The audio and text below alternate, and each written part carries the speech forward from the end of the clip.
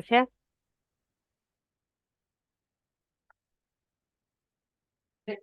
Doctora Abuja, buenos días, Días. bienvenida. A todos. Bienvenida a esta, la última etapa del concurso 2019.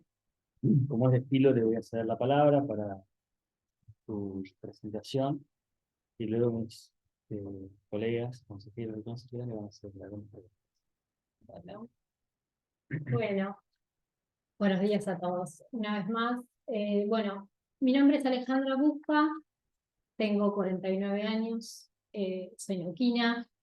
Mi familia está compuesta por mi marido, Fabricio, y tuvimos dos hijos, Juan, que tiene hoy 25 años, y Iona, que tiene 20 años. Bueno, pensaba un poco, ¿no? Esto de la presentación de uno, y la historia de mi formación profesional no es la tradicional. Yo inicié mi actividad profesional y laboral, tengo mucha experiencia laboral como docente, soy profesora de educación física. Y encontré el amor por la profesión que ejerzo hoy cuando ya tenía mis 30, avanzaba en mis 30, y ya mi familia estaba conformada. Empecé a estudiar Derecho un poco yo tenía la ilusión de tener un título universitario, que no había logrado en mi preparación inicial.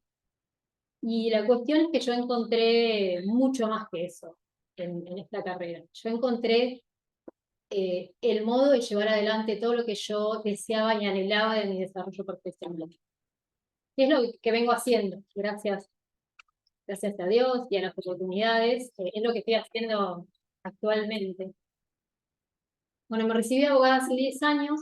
Yo en ese momento estaba trabajando en el Consejo Provincial de Educación, donde mi cargo docente, que era un solo cargo, lo cubría en asesoría jurídica del Consejo, porque bueno, fui con mi inquietud a decir quiero aprender, por lo cual prestaba mis servicios ahí. Y bueno, por supuesto hacía la procuración. Así que esas fueron mis primeras experiencias.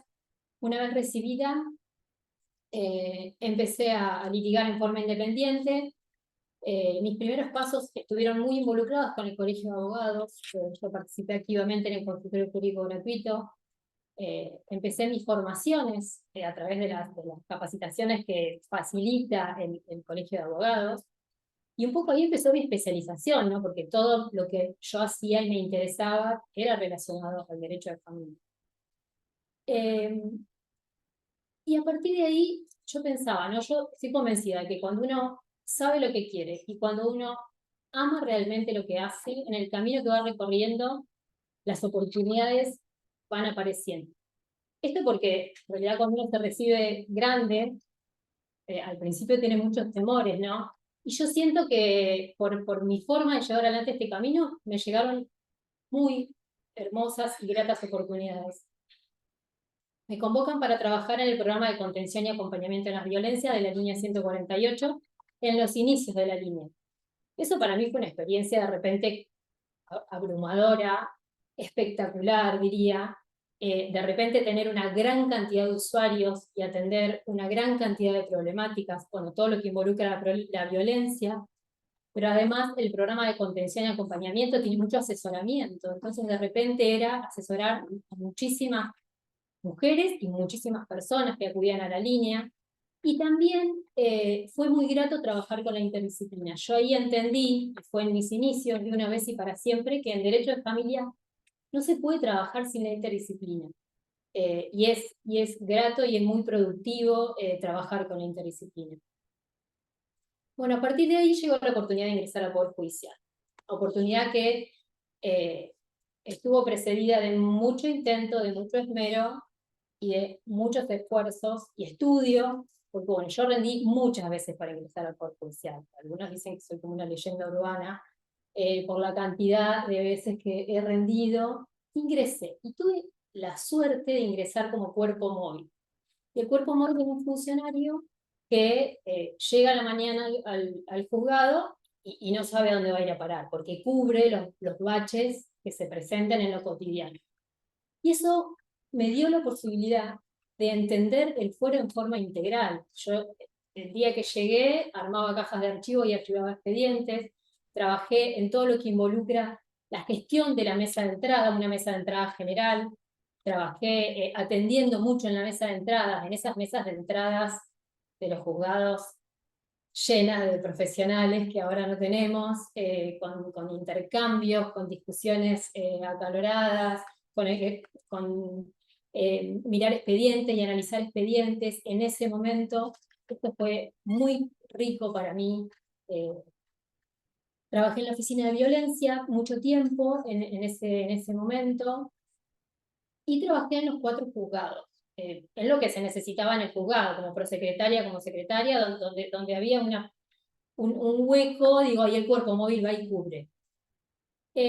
Luego yo me quedaba, después de hora, yo soy muy inquieta, y el cuerpo móvil no tiene posibilidad de analizar derecho de fondo, porque es una actividad muy a las corridas. De hecho, hay mañanas que estás mitad de la mañana en una función y a las 10 de la mañana te dicen que vayas a cubrir otra. Entonces yo me quedaba a analizar derecho de fondo y hacer resoluciones y sentencias. En ese momento quien daba esa oportunidad era justamente la doctora Gabriela Ávila, que aparte tiene una gran vocación docente, y yo aprovechaba eso y me quedaba para aprender. La verdad que mis primeros pasos en resoluciones fue con ella. Y a partir de ahí, bueno, se genera la oportunidad de una vacante en el juzgado de familia 1 como presecretaria, oportunidad que por supuesto aprovecho, concursé y gané ese concurso. Y con posterioridad a eso fue que ingresé al cargo que ocupo hoy, que es como asistente jurídica de la unidad jurisdiccional número 1, como se llaman ahora los juzgados. Trabajo ahora de la mano del doctor Jorge Sepúlveda. Y interín, en este transcurso, yo hice capacitaciones más, como más de más carga horaria, más profunda, procuré hacer especialización, cursos de posgrado, y también tuve la oportunidad de hacer una maestría, y elegí esta maestría en Magistratura y Derecho Judicial, que para mí, en mí provocó un cambio profesional y personal muy grande, y me empecé a pensar en la magistratura a partir de esa maestría. Y sumado a eso, trabajar con el doctor Sepúlveda, que es un juez que te da la posibilidad de trabajar a su lado. Digo, no trabajas para él, trabajas con él, de acompañarlo, de un juez que te hace consultas y toma tu palabra. Esto para mí, por supuesto, que me enriqueció un montón. Yo lo acompaño en las audiencias, lo acompaño en las entrevistas, lo acompaño cuando sale del juzgado, porque yo estoy convencida que un juez de familia no se puede quedar sentado en su despacho, tiene que salir. Tiene que salir a ver a la gente, a buscar a la gente, a escuchar a los niños. Y él me permite acompañarlo en eso, o quizá lo obligo también por mi forma de trabajar. Pero eso me dio a mí la posibilidad de entender la función del juez, de conocer la función diaria, de saber lo que un juez de familia representa. Y poco por eso estoy sentada acá, porque siento realmente que a través de este camino y esta capacitación y estas oportunidades que busqué, encontré y se me presentaron, tengo la espalda para estar hoy acá postulándome para esta función frente a ustedes. Bueno, Muy bien. Buen día, doctora. buen día. Bueno, están en el juzgado 1, sería. ¿Qué Claro. es la situación del juzgado por el cual se está postulando y qué plan de trabajo tiene en caso de que haya atrasos y eso? Bien, la unidad jurisdiccional hoy ya no la pensamos como juzgado, ¿no? Antes era el juzgado como que yo adelante todo el trámite. Hoy son unidades jurisdiccionales y funciona lo que se denomina colegio de jueces. Y tenemos como a la par, ¿cierto? Todo lo que es la oficina judicial, que es la que lleva adelante todo el trámite. Por lo cual, hoy no se piensa igual que antes del juzgado, ¿cierto? O sea, no hay atraso del juzgado de familia número 2 o de la unidad jurisdiccional número 2. Hoy vamos a suponer, si yo me siento en ese sillón, ¿no? Representando la unidad jurisdiccional número 2, yo trabajo con toda la oficina judicial. Hoy, entonces pensar en los atrasos y pensar en los despachos, digo, es diferente la mirada que antes. Hoy sí hay una realidad con la que puede contar el juzgado, la unidad jurisdiccional número 2. Yo me involucré, miré mucho lo que son las medidas de protección, que es una de las grandes problemáticas que a mí me preocupan mucho, y veo que el juzgado de familia número 2 tiene muchos niños en situación de familias solidarias, de la Guardia C57, con familia extensa. Tiene 19 chicos en hogares. Bueno, eso es algo en lo que yo me involucraría. El modo de trabajo es, bueno, mi modo de trabajo es un modo muy activo, un juez muy activista. Yo no me quedo quieta, y me atrevo a decirlo porque hoy trabajo junto a Jorge de esta manera, ¿no? No me quedaría quieta, lo primero que haría sería ir a conocer a cada uno de esos niños que tengo judicializados. Creo que el juez los tiene que ver, los tiene que conocer, los tiene que mirar a la cara y les tiene que decir que está ahí para ayudarlos, porque eso te cambia la mirada y la perspectiva de cómo trabajás siendo juez de familia. Sin dudas, o sea, se los puedo asegurar porque fue un antes y un después, mirar un expediente con un nombre y mirar a ese niño o adolescente. ¿Están Otra de las... trabajando de ese modo en la unidad jurisdiccional en la Sí, sí, trabajamos de ese modo. Y tiene muy buenos resultados, más allá de la problemática que, bueno, si quieren hablamos de esto, pero ahora quiero responder a su pregunta, doctora, no me quiero evadir.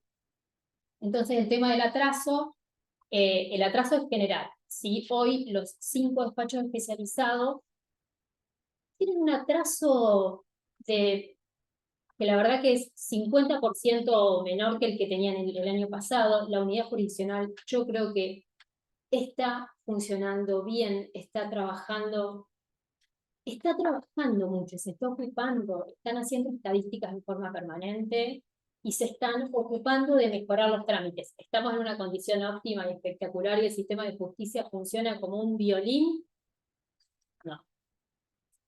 Tenemos que trabajar muchísimo para que eso suceda. Pero sí se está trabajando. Gran problemática tenemos con un atraso en el despacho especializado de alimentos, el 5. Gran problemática. ¿Qué haría yo? Acompañar a la oficina judicial y asumir más audiencias. Los jueces tienen que asumir más audiencias.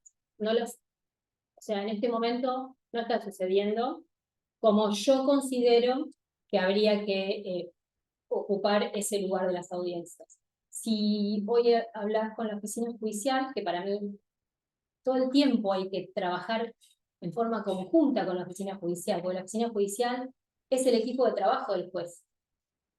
El juez tiene un montón de gente trabajando para él. Hoy, con esto de la oficina judicial, ya no son los 6, 7 funcionarios que tenía en su juzgado. Hoy son un montón. Usted tiene que trabajar con ellos. Tiene que preguntarles qué necesitan. Tiene que, por ejemplo, esto, ¿qué necesitan para que resolvamos antes un trámite de alimentos? Y que el juez asuma más audiencias. ¿Cuántas audiencias están realizando los jueces por semana? Y todos los jueces, no lo sé, deberían, a mi modo de ver, No deberían... el ideal, el real. Por eso el real en los 6 juzgados, en los 5 que están funcionando hoy, es muy distinto. En promedio, 4 por día. en la unidad jurisdiccional donde usted está. está en la No, en la unidad jurisdiccional, yo no me estoy basando en números estadísticos concretos, estoy basándome en la experiencia que tengo en lo cotidiano. En la unidad jurisdiccional, no. En la 1, 6. El doctor Sepúlveda es de los que más audiencias. Yo me acoplaría a ese modo de trabajo. O sea, yo creo que lo que representa la función del juez es tan importante. juez tiene que trabajar abocándose en forma total, plena a su función.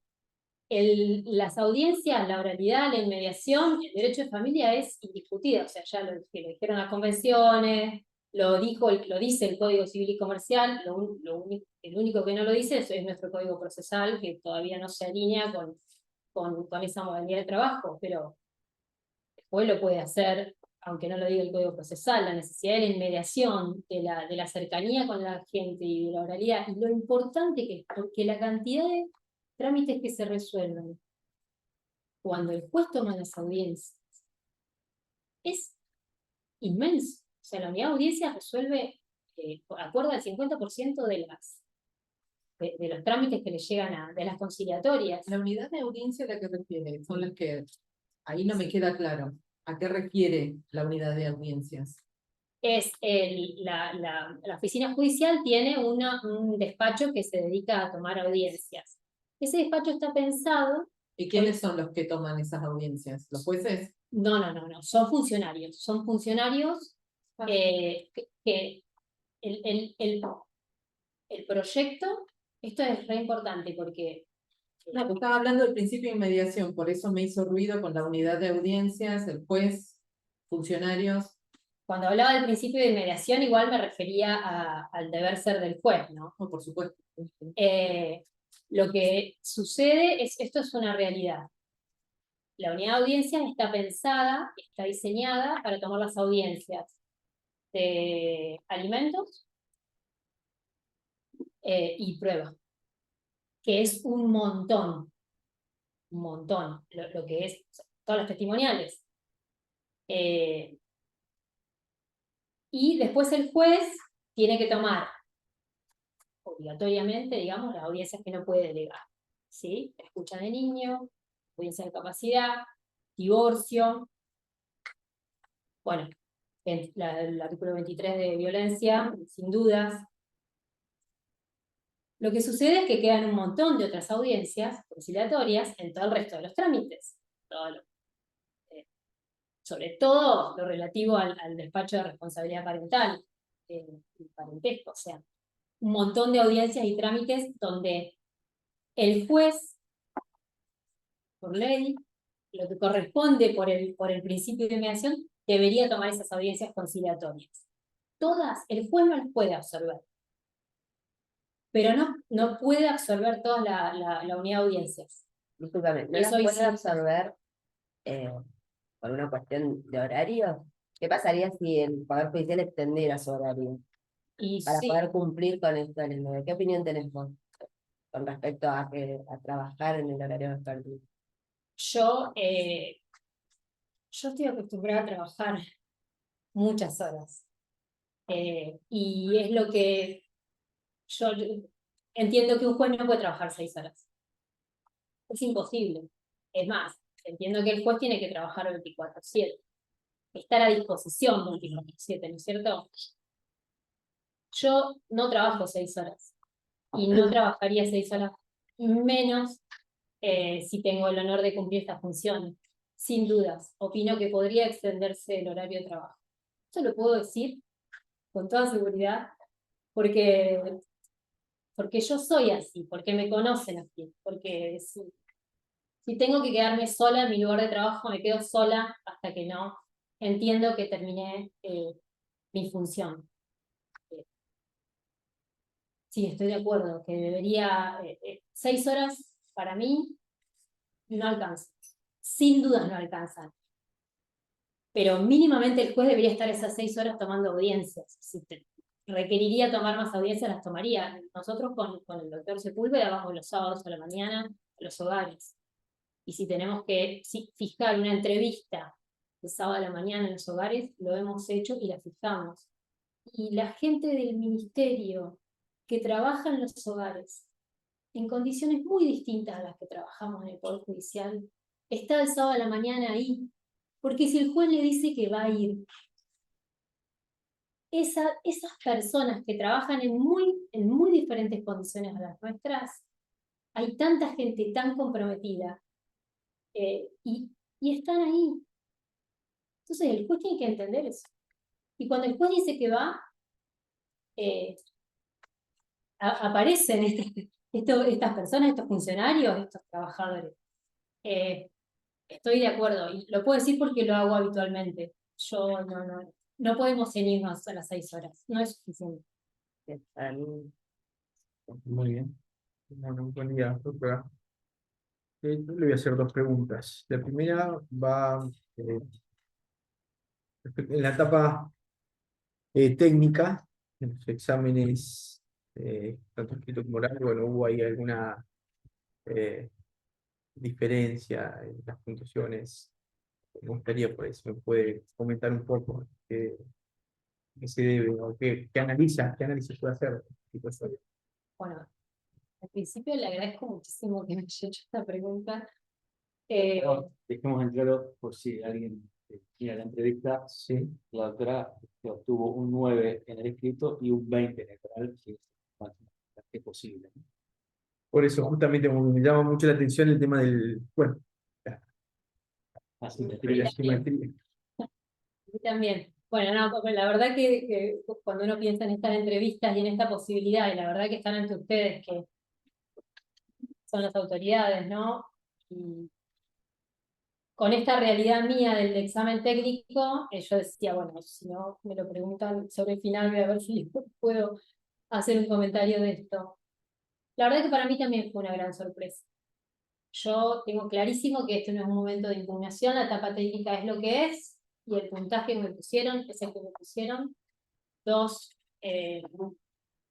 profesionales que se merecen todo mi respeto, una de las cuales admiro profundamente, que es la doctora Marisa Herrera. Sin embargo, mi examen escrito fue el examen que yo hago todos los días. Imaginen mi sorpresa y mi vergüenza. A ver, porque es mi trabajo diario. Yo proyecto resoluciones y sentencias todos los días. Y yo estoy tan orgullosa de eso. Yo proyecto resoluciones y sentencias en lenguaje claro. Y yo me despojé de las formas. Y esto es un valor que tenemos nosotros como provincia. Hay 3 de los 6 juzgados que hacen las sentencias con esta forma, o con esta no forma.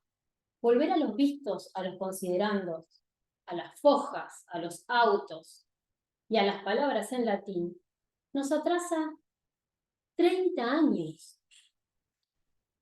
Y yo trabajo en derecho de familia. Entonces yo le escribo a la gente. Yo quiero que mi sentencia la lea. Siempre deseo que mis sentencias, mis resoluciones las lean las personas a las cuales yo la dirijo y que la puedan entender. Y es re difícil hacer eso, porque yo no puedo apartarme de lo técnico, de lo jurídico, de encauzar en derecho, de establecer el derecho aplicable, que yo le digo el sistema jurídico aplicable, de considerar los hechos y el derecho. Esto se me cuestionó. ¿Cómo considera los hechos y el derecho si los hechos los colocan en los antecedentes? En los antecedentes coloco los hechos en que me baso. Y yo después hago consideraciones de los hechos y del derecho.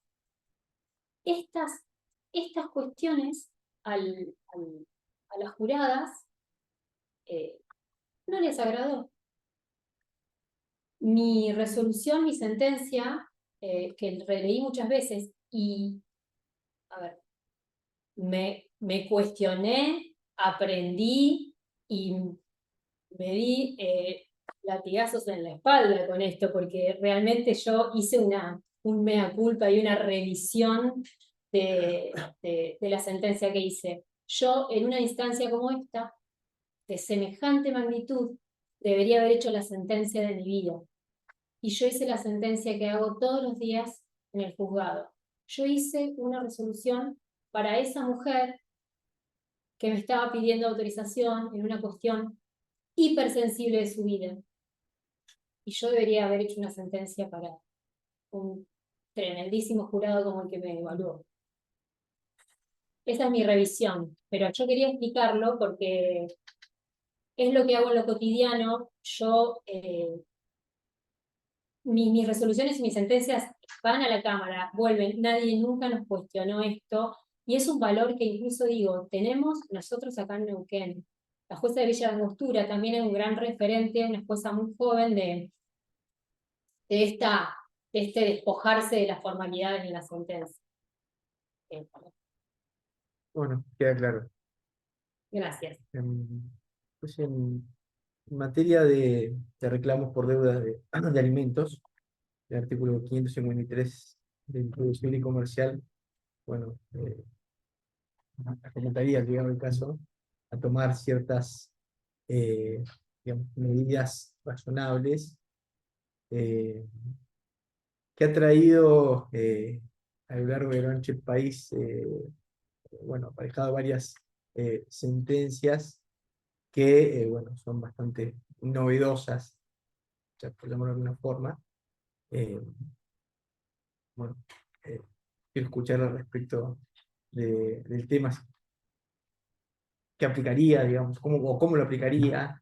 Tenemos, por ejemplo, el antecedente de o alguna restricción a un padre que no pagaba su cuota de alimentos y se le prohibió ingresar a un estadio de fútbol. Bueno, en la provincia de Río Negro, una persona que iba detenida los fines de semana. ¿Qué límites también puede llegar a considerar a la aplicación de esta norma? El límite siempre lo pone la razonabilidad. O sea, nosotros hoy tenemos un Código Civil que habilita al juez ante el incumplimiento de la obligación alimentaria a tomar medidas. Medidas que siempre tienen que ser razonables, siempre tienen que estar razonadamente juzgadas. Esto es una obligación que también tenemos quienes proyectamos, ¿no? Mi postura es que hay que analizar el caso a caso. Nosotros en la Unidad Jurisdiccional 1 dispusimos una medida, por ejemplo, para que un alimentante que no pagaba la cuota en determinadas circunstancias, no es no pagó una cuota, o sea, son circunstancias que realmente son alarmantes, y hay un derecho vulnerado que es el derecho alimentario de una persona menor de edad,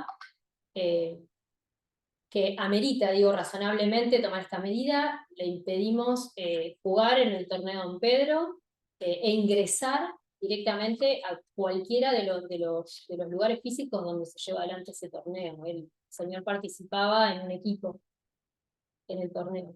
Por ejemplo, que es similar a esto de un club, ¿no? De un fanático de un club e impedirle ingresar. Y bueno, tenemos un solo caso donde pusimos el arresto los fines de semana.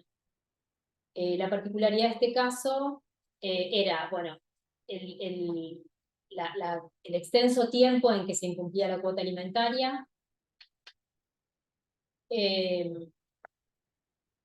No solamente eso, sino que no había bienes, no había forma, no había otro medio de estas medidas adecuadas que permite este artículo decir, a ver, para el caso concreto, a esta persona, ¿qué lo puede compeler? ¿Qué lo puede motivar a cumplir con su obligación? Entonces, eso te permite la norma, ¿no? Amoldarte a la situación concreta. Para eso también necesitamos que la parte actora, que es quien conoce la situación familiar, nos diga, no, quizá esta es la medida que razonablemente podría impulsarlo a cumplir con su obligación, porque cuando no hay bienes, no hay trabajo. ¿Y se logró que cumpliera con esas medidas? Siguió incumpliendo. No sé en este momento, no hubieron más denuncias de incumplimiento en ese expediente. Este señor se había comprado, y nosotros dispusimos el arresto. Apeló. En la Cámara de Apelaciones hicieron una audiencia y reformularon el acuerdo. Y en ese momento la parte actora desistió de esta pretensión, por lo cual nuestra sentencia no es que se revocó, sino que quedó sin efecto. Y a los 3 meses la parte actora volvió a pedirnos la medida, porque estaba incumpliendo.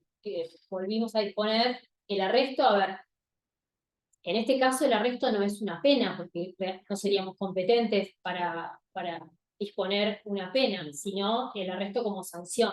Y es una sanción que no importa también el impedimento de que esta persona pueda trabajar, por ejemplo. Entonces es una sanción que si él trabaja de lunes a viernes, se impone desde el sábado a la mañana hasta el domingo a la tarde, o sea, es una medida para intentar que cumpla con su obligación. Yo considero que si el caso lo amerita, y el juez tiene que utilizar todas las herramientas que tiene, sobre todo para el cumplimiento de la obligación alimentaria. Es un flagelo realmente. Es, como decía, el despacho de alimentos es el que más atraso tiene porque la oferta es alarmante. O sea, son 8 demandas de alimentos que ingresan por día. Y de esas demandas, la mitad de las que se acuerdan o se resuelven, se incumplen. O sea, tenemos ejecución de sentencia, es un despacho que lleva adelante el trámite, un trámite que se redujo casi en 40 o 50 días, tengo la estadística acá, de 180 y pico, de 220 días que llevaba el trámite de alimentos, ahora bajó a 180. O sea, el despacho está trabajando, pero es alarmante la cantidad de demandas que ingresan, la cantidad de incumplimientos que hay. Entonces, son medidas extremas, son medidas que siempre tienen en cuenta la razonabilidad de esa medida, son raras, pero si es necesario se deben cumplir. Igualmente, por ahí amerita lo último, a mí me gustan más otras medidas. Me parece que está algo extremo el arresto. En este caso, me parece que tenemos otras vías. Después de que hicimos eso, llegó a mi conocimiento, por ejemplo, en la realización de tareas comunitarias. Eso me parece genial, porque eso ya tiene inclusive un aporte a la sociedad. Hay que exponerse a limpiar una plaza el fin de semana. Es hiper ejemplificador. El arresto no se entera a nadie, salvo su círculo íntimo. Una tarea comunitaria es ejemplificador. A mí me parece que hay medidas más interesantes. Tenemos que pensar, hay que abrir la cabeza con esto. Muy bien, gracias. Buen día, doctora. Pareciera que después de la familia todo es urgente, ¿no? Porque justamente una cuota alimentaria, que me sorprendía la mejora a 180 días, que es un montón. 180 días. Sí. La verdad que es un montón. No sé cuál es la demora que tiene una causa cuando los chicos están privados de ver a algunos lectores o pagos, algunos padres, madres,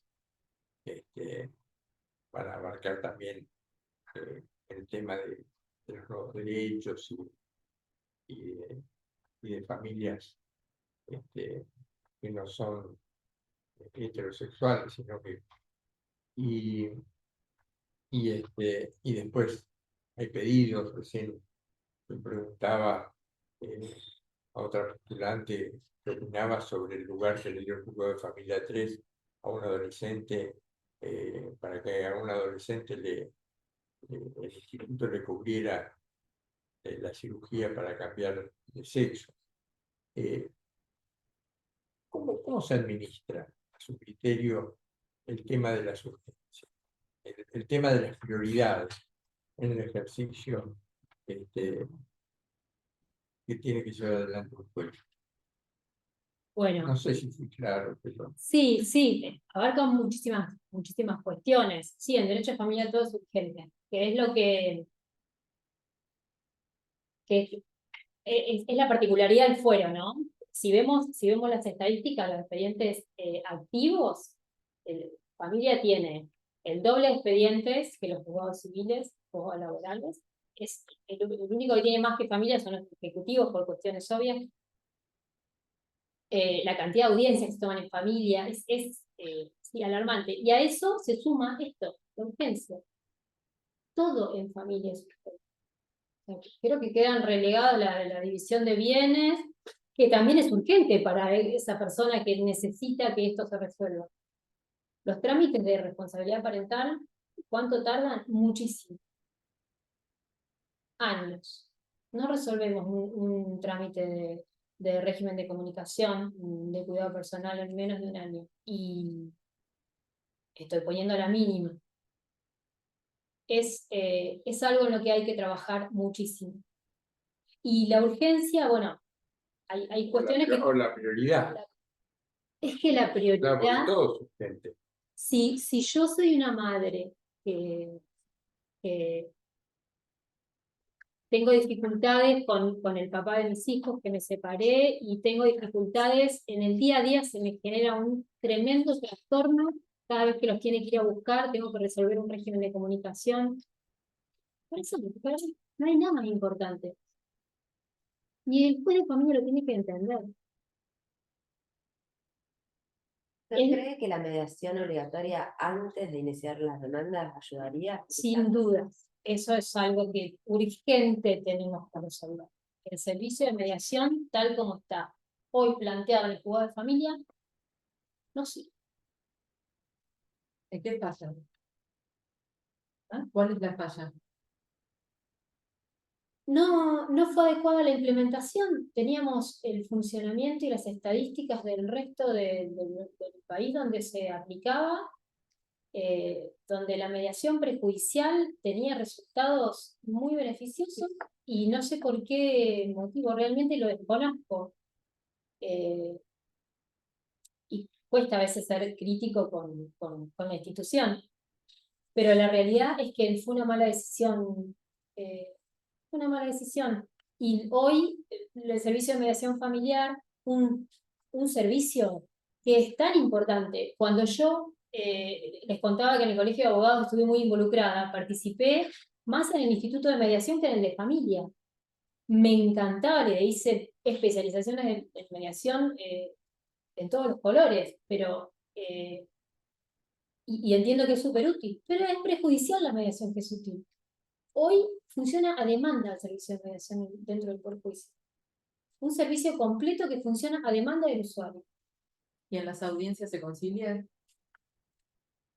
Mm, En las audiencias judiciales, digo, ¿no? No. sí, por eso las audiencias judiciales hoy están, que son la audiencia del 36, del 639 de los alimentos, perdón, y la audiencia del conciliatorio 36 en el resto de los trámites, están en un 50% de acuerdo cuando las dos partes concurren a la audiencia. Y en un 14-15% de acuerdos parciales. O sea que tenemos un 65% de ya se allana muchísimo en la unidad de audiencias. La unidad de audiencias funciona muy bien. ¿Por qué funciona bien? Porque los funcionarios tienen la dedicación y el tiempo para estudiar los expedientes en forma previa a tomar la audiencia, y para tener bien analizado los hechos controvertidos, los planteos de las Diferencia partes. fundamental entre conciliación y mediación. Diferencia fundamental. Pero aparte acá el problema es que ya se trabó la litis, y esto de la traba de la litis, además de ser una cuestión técnica, ya te dije todo lo que te tenía que decir y me dijiste todo lo que me tenías que decir en los peores términos, que son los términos de una demanda, que suena horrible por donde uno lo lee. Entonces ya, ¿dónde vamos a conciliar ahí? En una cuestión sensible como son las cuestiones de familia. En una mala Doctora, práctica. doctora, le hago una pregunta, Sí, ya que tiene, no la quiero sacar, pero si no, no, sí, por favor. relacionado a todas estas reformas que se han hecho, a partir del 2022, bueno, se conformó el Colegio de Jueces, la Oficina de Familia. Desde su punto de vista, ¿estas reformas han ayudado al sistema? ¿Lo han trabado? ¿Qué opinión le merece? Viendo que tiene una visión crítica constructiva, ¿no? Sí. De mediación. Yo estoy de acuerdo con el cambio. La oficina judicial también es algo que se viene practicando y ejercitando en diferentes lugares del país. No somos los primeros. Y acá sí lo hicimos un poco como lo vienen haciendo. Yo confío en la oficina judicial. Me parece que está trabajando muy bien la oficina judicial, lleva adelante las estadísticas que el juzgado no llevaba y no podía llevar, porque era un grupito chiquitito que tenía un montón de ocupaciones, y hoy eso está como no me sale la palabra, pero está como diversificado y delegado en diferentes funciones más específicas. Pero yo creo que lo que falta es que el colegio de jueces funcione como tiene que funcionar, que es como colegio, y eso hoy no está sucediendo.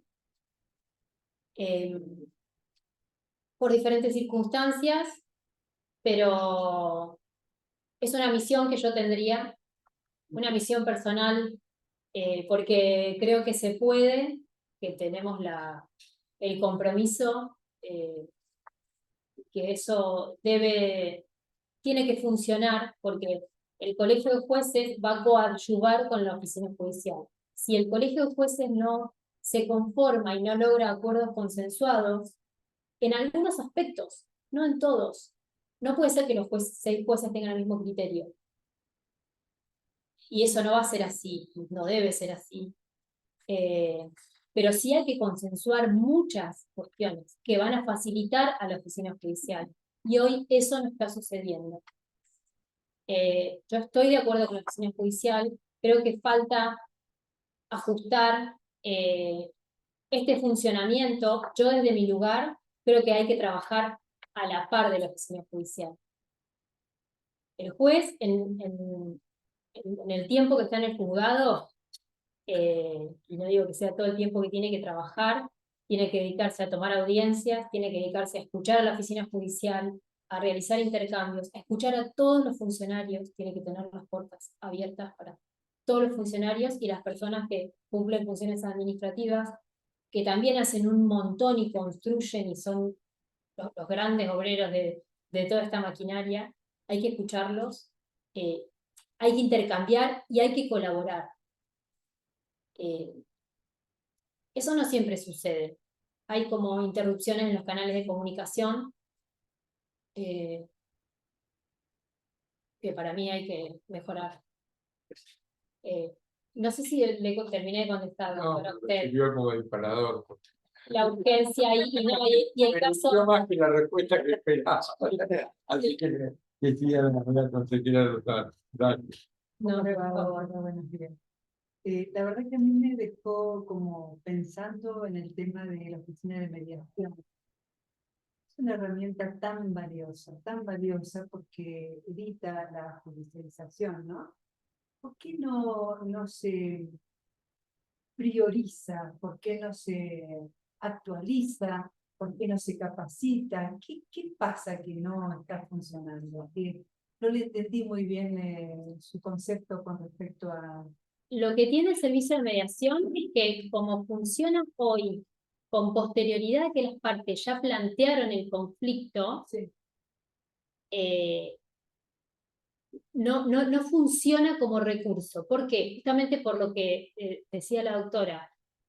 La mediación no es como la etapa conciliatoria donde nos fundamos en derecho.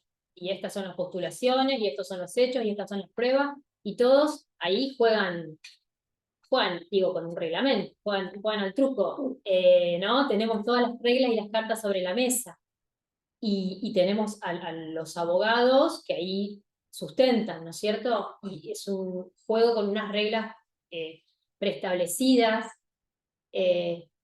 La mediación, sin embargo, es un método alternativo de solución de conflictos, es un espacio de conciliación donde se abre el juego a lo jurídico y a las normas.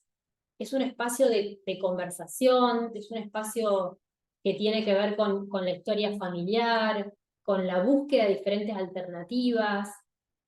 Y ese espacio, cuando ya nos dijimos de todo en la demanda y en la contestación, cuesta muchísimo revertirlo, porque ya pusimos las cartas que tengo yo, las cartas que tenés vos, ¿entiendes? Es como que está echado el juego en lo jurídico. No hay marcha atrás.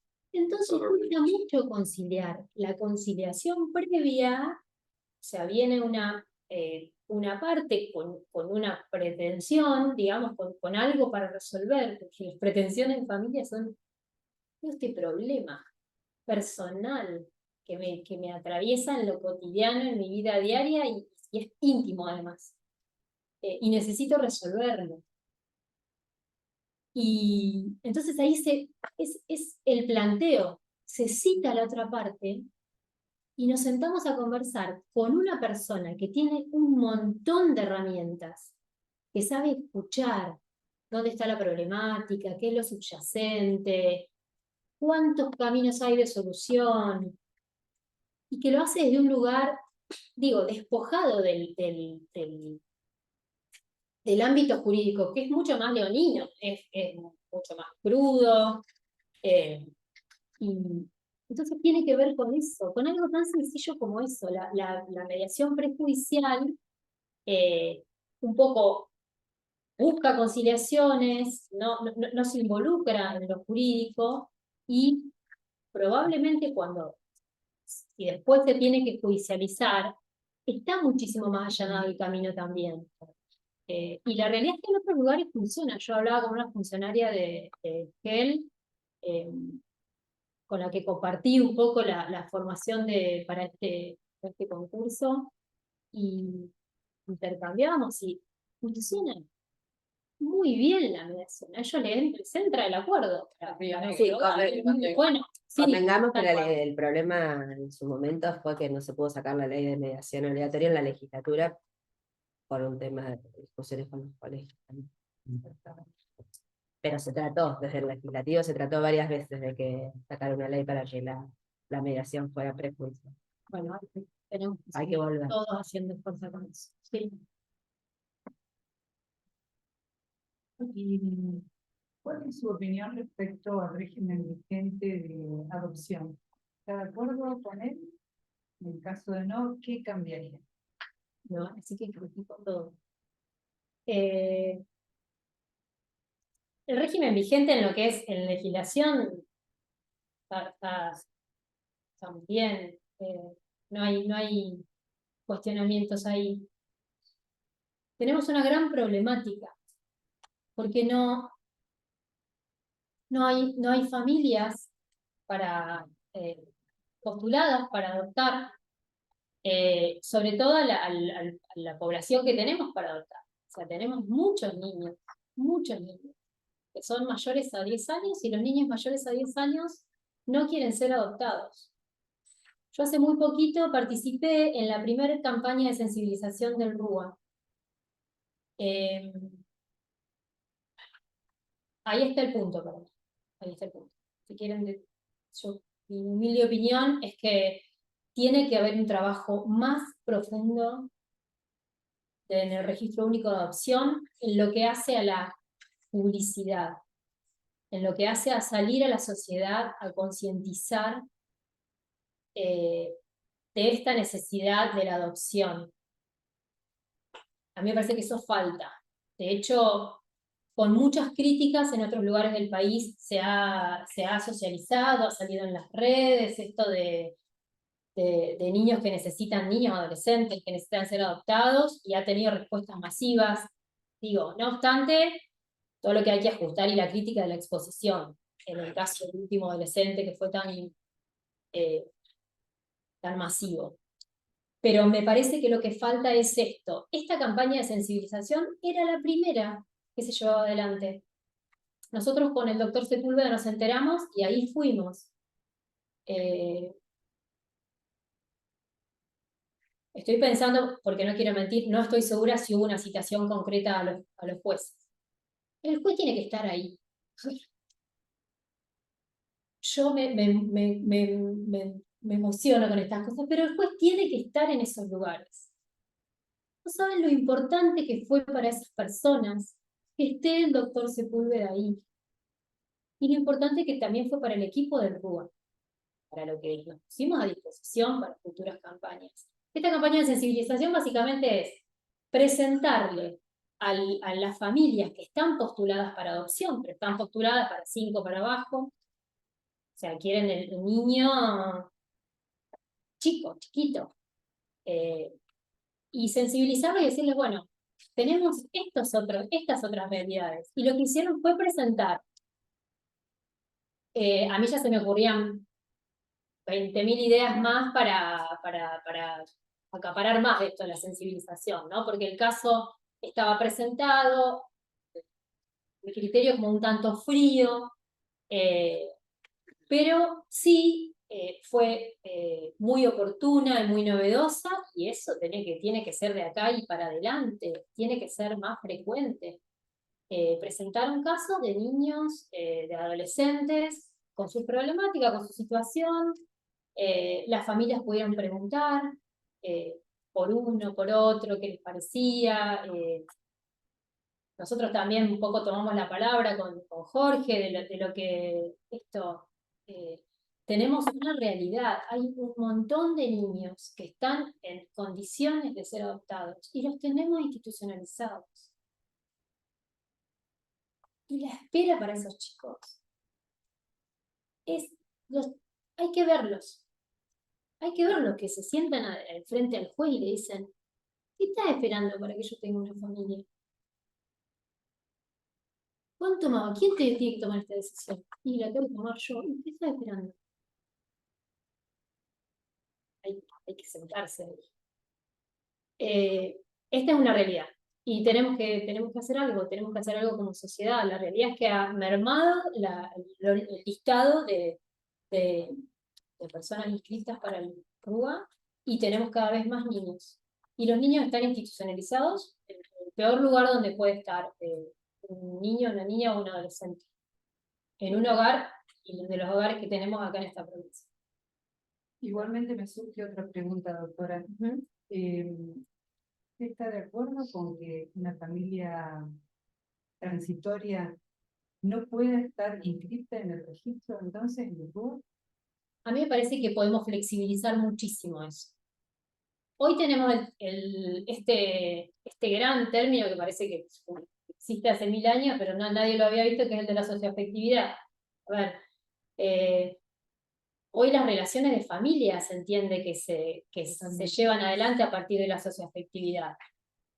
Bueno, ahora revisando un poco lo que usted me decía, bueno, quizá esas son formas de flexibilizar la ley. Hoy el juez lo puede dictar. Hoy el juez con el artículo 1, 2 y 3 del Código Civil y Comercial y todas las convenciones de derechos humanos que tenemos encima, el juez puede hacer maravillas, en forma razonada, en forma fundada, en el marco de un debido proceso. Pero estas decisiones ya las puede tomar el juez. Hay también en el resto del país muchísimas modalidades alternativas. Hay, no recuerdo ahora los nombres y no me los voy a acordar, pero hay familias de acompañamiento, por ejemplo, se llaman así, que es para adolescentes que ya saben que van a ser adoptados. Un chico de 12, 13, ya te dice, yo ya sé que no voy a ser adoptado. Y tenemos el proyecto, el PAE, el proyecto de autonomía, que funciona también ahí, y para mí es insuficiente, porque estamos pidiendo a un adolescente que fue abandonado, que no tiene sostén ni personal, ni emocional, ni real, porque tampoco tiene formación, que probablemente tenga alguna adicción, consecuencia de las vulnerabilidades que sufrió, y le estamos diciendo, bueno, ahora manejate solo, y te vamos a dar herramientas, te vamos a alquilar te vamos a dar una cama, una mesa, una silla y un acompañante que te va a venir a ver. Y yo conocí una adolescente que estaba estudiando en Cipolletti, es una, en esa fortaleza. Bueno, estas formas de familias de acompañamiento, ¿cuántas personas hay solas que podrían pensar en acompañar a un adolescente? Acompañarlo, digo, no adoptarlo, criarlo, acompañarlo en su desarrollo, en lo que le queda, para que no esté institucionalizado. Esto tiene que ser tenemos que hacer publicidad, se tiene que dar a conocer y se tiene que sensibilizar a la sociedad. Pero sí estoy de acuerdo en que hoy a partir del concepto de socioafectividad, por supuesto que esto lo podemos adecuar a las situaciones y no ser tan rígidas con la necesidad de la inclusión en casos así. Gracias, doctora, muy No. amable. Por favor. Doctora, Natalia. ¿Qué opinión tiene del proyecto de reforma procesal de la ley familiar en la legislatura? Necesario, es una deuda que tenemos como provincia. Es muy interesante el proyecto que tenemos, es un proyecto, es el proyecto de Aida Kemmelmacher, es ese, ¿no? Es esa lata, como decimos. Me parece que tenemos que trabajar mucho y ojalá que nos den la posibilidad, que todos tengamos la posibilidad de trabajar. Yo cuando se empezó esto a generar, ofrecí a todos los que pude, porque en realidad yo como asistente jurídica, como que tengo mis limitaciones en lo que puedo participar. Entonces, pero lo ofrecí, lo hablé con el juez, lo hablé con Dolores Franco, la directora judicial, con Gonzalo Luis. O sea, cuando formen equipo de trabajo, yo quiero participar. Me parece que tenemos que participar con el Colegio de Abogados. Tenemos que participar en forma permanente. Juez con el Colegio de Abogados, y el Colegio de Abogados con el juez, eso también es algo que yo haría si tendría el honor de cumplir esta función. Tenemos que trabajar en forma conjunta. Y bueno, es un proyecto que está muy bien, que tiene un montón de ajustes para hacer para esta provincia, sobre todo en el proceso especial de las medidas de protección excepcional. Porque nosotros estamos con una ley provincial con una realidad diferente.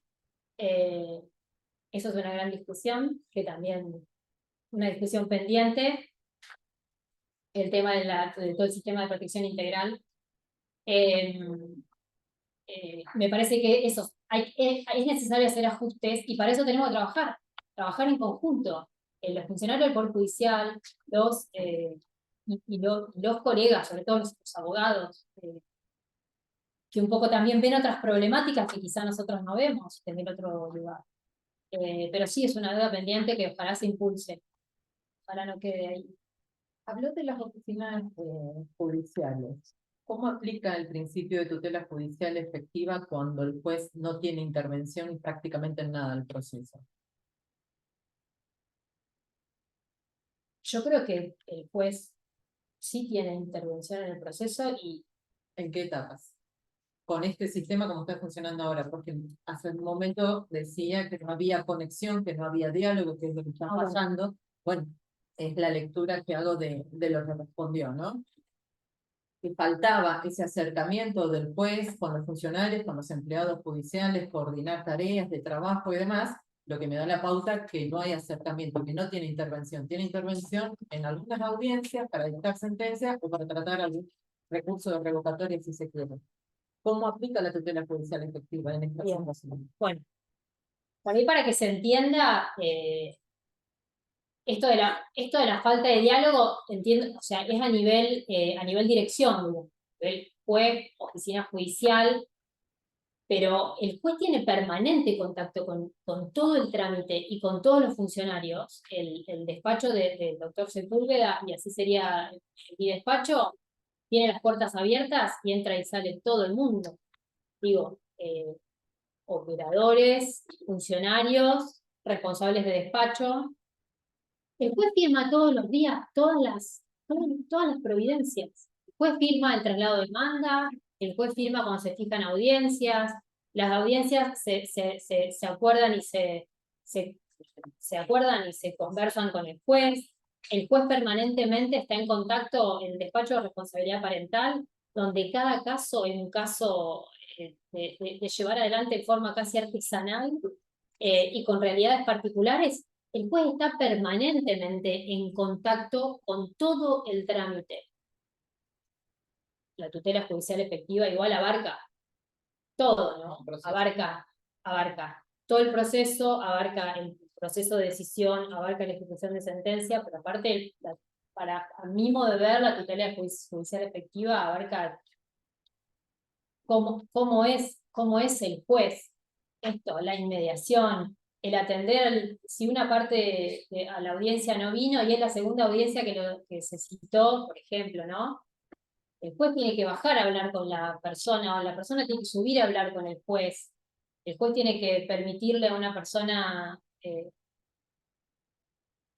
con discapacidad atenderlo, aunque esa persona sea, y no está su asistente letrado, su asesor letrado. La tutela judicial efectiva es un comportamiento cotidiano del juez. Pero en este punto no quiero que quede la idea de que el juez no tiene contacto con el trámite. El juez tiene un permanente contacto con el trámite, porque firma todas las providencias todos los días. Son mínimas las providencias que firman los responsables de despacho, que son las de mero trámite. ¿Y tiene control sobre eso que firma todos los días? ¿Cuántas Sí, revocatorias se plantean debe por tenerlo. juzgado? ¿Tiene alguna idea? Ay, no tengo ese número de cuántas revocatorias. Qué pregunta interesante. No tengo ese número. Pero debe tener control. Debe ser así. Sí, porque los planteos de revocatoria por ahí muestran que hay algo que está pasando en este sistema que se ha implementado. Y tengo entendido que son bastantes los que se plantean. Pero por eso Qué quería saber importante, qué por eso me importante interesa que saber que uno qué conozca cantidad. eso. Eso es el intercambio con el colegio de abogados. Ese es el intercambio que falta. Es difícil tener un intercambio con el responsable de despacho, así que imagino que va a ser mucho más difícil tener un intercambio más arriba, pero bueno, es algo para trabajar y Que para no debería ser así. pero es lo que No, ya lo sé. Ya lo sé. son las quejas que hay permanentes. Pero bueno, tema para Ojalá que no sea otra así, ojalá que se modifique. bien. Según el relevamiento de la SENAF, ¿cuántos niños, niñas se encuentran privados de la responsabilidad parental actualmente en la provincia o en la primera circunscripción? Privados de la Sí, responsabilidad los niños que parental. están institucionalizados o en distintos dispositivos a eso, están privados de la responsabilidad parental. Ah, bien, bien. Yo tengo el número, traje el número, pero no voy a recordar, pero básicamente el juzgado de la unidad jurisdiccional número 2 tiene 19 chicos institucionalizados y ese número por 6 institucionalizados que están en hogares, ¿sí? No todos están declarados en estado de actualidad. Declarados Eso es otro tema. Están separados por algún motivo del hogar, separados de sus progenitores, que puede estar en algún hogar institucionalizado o con algún familiar, abuelo, tío o con otros referentes sociales, sí, socioafectivos. Quiero saber si tiene idea de los números del reglamento que ha hecho la SENAF en este último tiempo. El relevamiento de la CENAF en concreto, no. La CENAF, claro, como organismo nacional, digamos. Exactamente. No tengo ese número, pero bueno, hoy la unidad jurisdiccional número 2 tiene 32, 33 con familia, por acuerdo de 657, o sea, con familia pariente, y 19 institucionalizados. Bien. Con respecto a las personas con internación involuntaria, ¿tiene idea cuántas son las que están hoy en los centros monovalentes? ¿Cuáles son las medidas de acción positiva que se están implementando desde los juzgados para trabajar en esa situación? Bueno, centros monovalentes que no deberían existir más. Y sin embargo, No tenemos... importa, porque hay gente que está anterior a la reforma en esa situación, por eso están No, sí, que Pero no digo que no ¿cuántos deberían, la cantidad hoy, y hoy hay 8 en lo que es ex Vida Bella, pero que ya se transformó la verdad que tiene una transformación muy interesante. Se transformó en lo que se llama un centro, un dispositivo más parecido a un centro de día, un dispositivo de puertas abiertas, aunque hay todavía 8 personas ahí internadas. A partir de una intervención que hizo el órgano de revisión, y de la que surgió de repente que había 2 instituciones, Vida Bella y CIPEC, que funcionaban como instituciones monovalentes.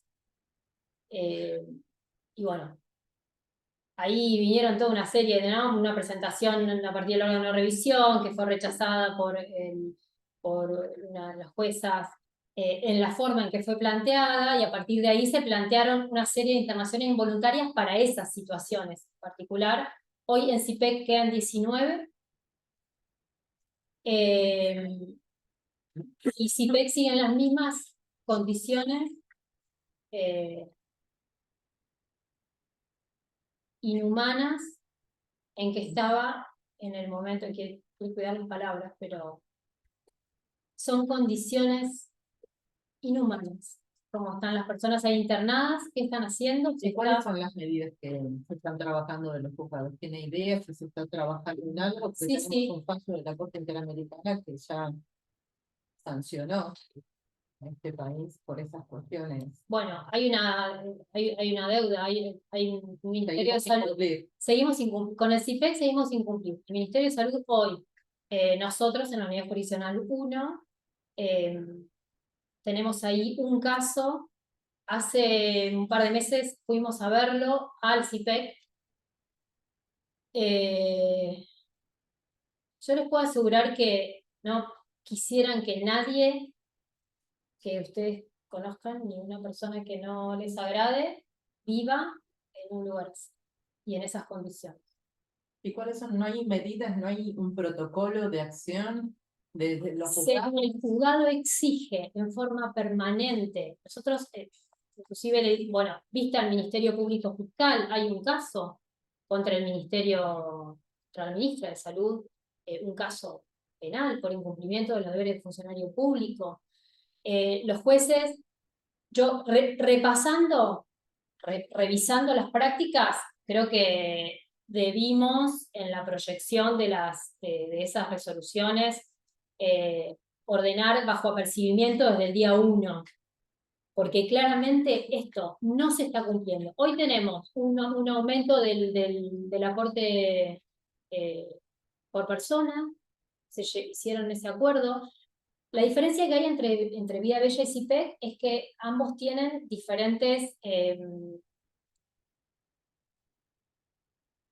diferentes estamentos del Ministerio de Salud que se están ocupando. Una es la zona metropolitana, en Vida Bella, que funcionó bien porque un equipo se puso al hombro esta transformación de este centro monovalente, donde había que pasar 3 candados para llegar a donde estaban las personas. O sea, hablamos de personas encerradas, que tienen problemas de salud mental, que están encerradas. A un lugar, un centro de puertas abiertas, donde esas personas empezaron a salir a la calle, a realizar actividades, empezar a trabajar su autonomía. Nosotros exigimos la externación inmediata, pero los equipos que intervienen te explican, yo no puedo externar inmediatamente a una persona que está en estas condiciones, le tengo que enseñar que puede vivir sin estar encerrado. Es un proceso muy largo. Es una problemática muy grave esta. En CIPEC hoy esto sigue siendo así. Es otra zona, la zona sanitaria 1, creo que se llama, de la que depende Centenario, y realmente no están cumpliendo. Y tenemos intimaciones, tenemos expedientes con apercibimiento de astreintes de la ministra, hay causa penal en trámite. O sea, la causa penal, nosotros desde familia pedimos informes para ver cómo avanza. En realidad, o sea... Pero hay otras medidas que se pueden tomar desde el cuerpo. Y me parece que hay que trabajar en eso. Una Sí, sí. consulta, ¿quiénes integran en el consejo que está previsto en la 2302? ¿Quién es el magistrado que integra ahí y la defensora de los derechos del niño integra ese consejo? El doctor Sepúlveda. No sé quién está ahora, pero en Copronac. Exacto, sí. Sí, es el doctor Sepúlveda. Igualmente, a mí me parece que hay falta.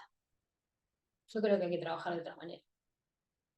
El sistema de protección integral involucra a diferentes instituciones. O sea, está el juez de familia, la Defensoría de los Derechos del Niño y el Ministerio Público. El Poder Ejecutivo. Y todos deberían trabajar en forma conjunta, concatenada, y esto no está funcionando. Cuando nosotros con el doctor Sepúlveda vamos a los hogares y hablamos con el equipo, en 2 horas tomamos conocimiento de un montón de situaciones en relación a niñas, niños y adolescentes que están institucionalizados. Por ejemplo, la última vez que fuimos, que si nosotros nos ceñimos al expediente judicial y al informe que te llega cuando ya pasaron 20 días y la situación se modificó, llegamos tarde a todos lados.